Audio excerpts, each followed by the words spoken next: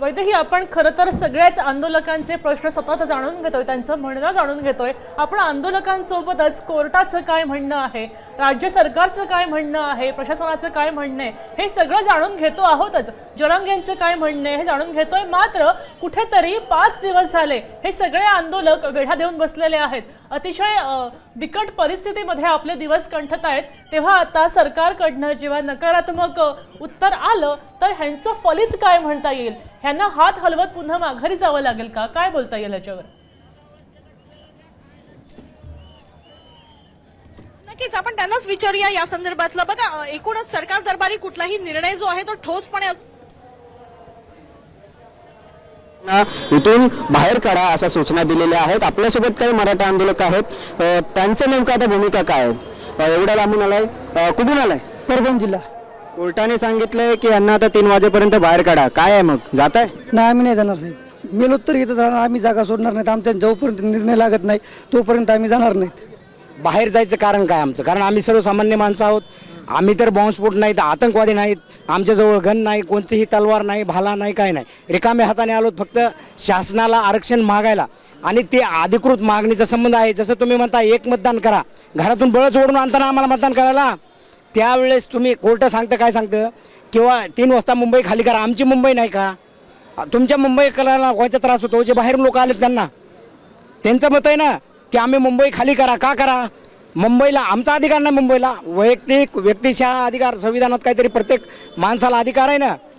हा, जर आमचा त्रास जर असेल काही तर त्यावेळेस मतदान एक मतदान करायला अधिकार आहे सर्वांना. तसं अधिकार आहे सगळ्याला, मानवाला प्रत्येकाला अधिकार आहे. कशाचा? की आपल्या हक्कासाठी लढाई करण्याचा.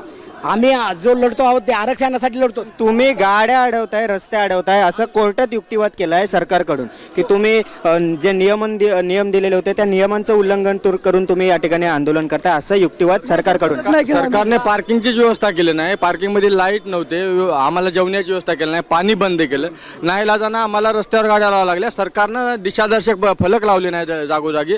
आमची व्यवस्थाच नसल्यावर आमच्या गाड्या राहतील कुठे? आणि भर पावसामध्ये आमचे आंदोलक इथं रस्त्यावर होते. त्याचं कारण आम्हाला बसायची सुद्धा व्यवस्था नव्हती, म्हणून आम्ही रेल्वे स्टेशनवर झोपलो. सरकारनं जर कुठे टेंट टाकले असते, कुठे सांगितलं असतं की सरकारनं की अमुक जागी की तुम्ही थांबा, 5000 लोक जर सरकार म्हणत असेल एका जागी झोपायचं तर झोपायचं कुठं? ही खंत आहे मराठा समाजाची. तुम्ही आता 3 वाजता जाणार आहे का? 3 वाजता जाणार नाही. ऐकून घ्या, आमचा हक्क आहे आरक्षण मागायचा. आणि सरकारच्या जे सभा असतात ना, हे करते ते करते, मला मतदान द्या, हे करा, मी हे करतो, मी ते करतो, आश्वासन. आम्हाला इतकी आश्वासन दिली, आम्ही आतापर्यंत काही म्हणलं नाही. आम्हाला आश्वासन नको, आमचा हक्क पाहिजे, भीक नाही. 3 वाजता तुम्ही खाली करणार? आता काय माहिती आहे का साहेब, जे तुम्हाला जे करायचंय, समजा मुख्यमंत्र्यांनी जे ठरवलं की माझ्या वतीनं एवढे आमदार पाहिजे ते लगेच गुवाहाटीला घेऊन जाणार, त्याच्या वतीनं निर्णय देणार, ह्या पक्षात चिन्ह पाहिजे ते लगेच घेणार. मग आमच्याच वेळेस तुम्ही तुमचं न्यायालय कुठं जाते? तुम्ही आमच्या बाजून निकाल द्या ना. रात्री 12 वाजता तुम्ही गावाला जाणार, कोर्ट तुमचं सगळं मॅनेज आहे. फडणवीस साहेबांना वाटायले मराठा समाजाला काही कळत नाही, पण मराठा समाज पूर्ण सुशिक्षित आहे. मराठा समाजाला सर्व गोष्टीची जाणीव आहे. त्यांनी असं समजू नये, आम्हाला सगळ्या गोष्टी कळतात. मराठा समाज काय पहिल्यासारखा आता अडाणी राहिलेला नाहीये. मराठा समाज सुशिक्षित आहे. तुम्ही मी जाणार. आणि ह्यांची पाठ आहे का? कोण जाणार नाही? ह्यांची दादा म्हणाल तसं की कोर्ट म्हणाल तसं? दादा म्हणतील तसं. मला फक्त एक सदावर्त्याला एक सांगायचंय.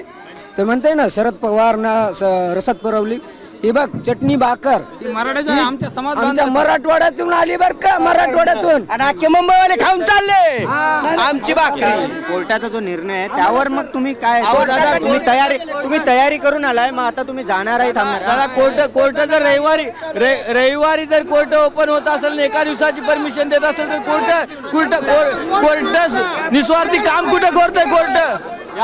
कोर्टाचे न्यायाधीश भाजपचे प्रवक्ते व्हायलेत.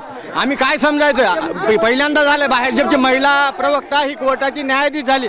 कोर्ट कोणाची बाजू धरते? आम्ही कुठल्याही परिस्थितीत दादा जोपर्यंत म्हणणार नाही तोपर्यंत जाणार नाही. आमचा जीव गेला तरी आम्ही जागा सोडणार नाही जोपर्यंत आम्हाला आरक्षण भेटणार तोपर्यंत. गावाकडे जाऊन काय करू? 2-2 एकर शेती. शेवटच्या सगळ्यांना दादा म्हणाल तसं की कोर्ट म्हणाल तसं? की या ठिकाणी कोर्टाने जरी सूचना दिलेल्या असेल की 3 वाजेपर्यंत खाली करा, परंतु इकडची भूमिका अशी आहे, दादा म्हणाल तसं आम्ही इथून हलणार नाही आणि ज्या पद्धतीने कोर्ट इतर वेळी चालू ठेवतात आता मात्र आमच्या विरोधात आहे. अनेक संताप आहेत, तक्रार आहेत, आम्ही इथून हलणार नाही ही भूमिका या ठिकाणी आहे. पुढे चॅनल राकेश जगदीश कांबळे, साम टीव्ही, मुंबई. आता isakal.com आहे देशातील नंबर 1 ची मराठी न्यूज वेबसाईट. प्रत्येक अपडेटसाठी isakal.com ला नक्की भेट द्या.